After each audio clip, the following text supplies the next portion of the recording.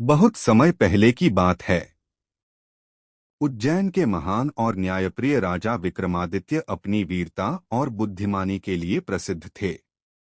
एक दिन एक साधु ने उनसे मदद मांगी।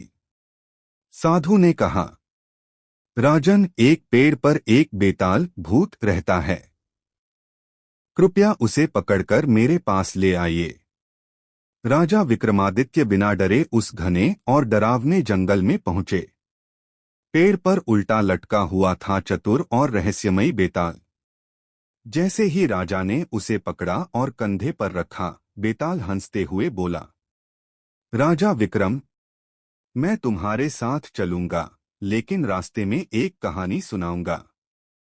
अगर तुमने उसका सही जवाब नहीं दिया तो तुम्हारा सिर फट जाएगा, और अगर जवाब जानते हुए भी चुप रहे तो मैं उड़कर वापस पेड़ पर चला जाऊंगा।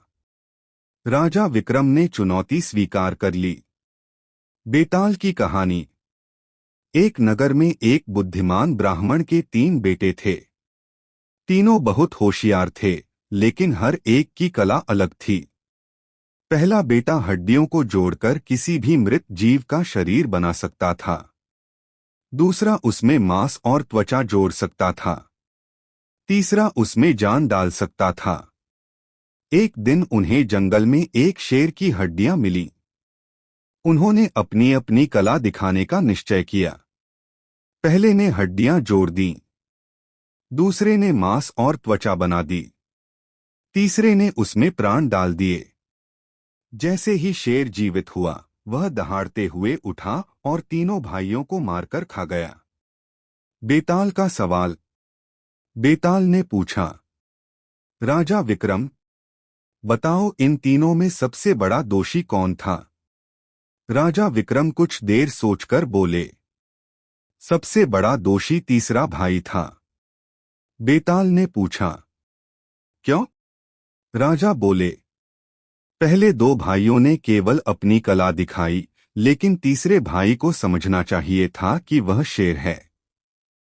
उसमें जान डालना खतरनाक हो सकता है। उसकी लापरवाही के कारण ही सबकी जान गई। बेताल जोर से हंसा और बोला, राजा, तुमने सही उत्तर दिया, लेकिन तुम बोले भी, इसलिए मैं फिर से उसी पेड़ पर जा रहा हूं। इतना कहकर बेताल उड़ गया और फिर पेड़ पर लटक गया। राजा विक्रम ने हार नहीं मानी और फिर से उसे पकड़ने के लिए चल पड़े। कहानी की सीख। ज्ञान के साथ समझदारी होना भी जरूरी है। बिना सोचे समझे किया गया काम विनाश का कारण बन सकता है। Please like, share and subscribe our YouTube channel.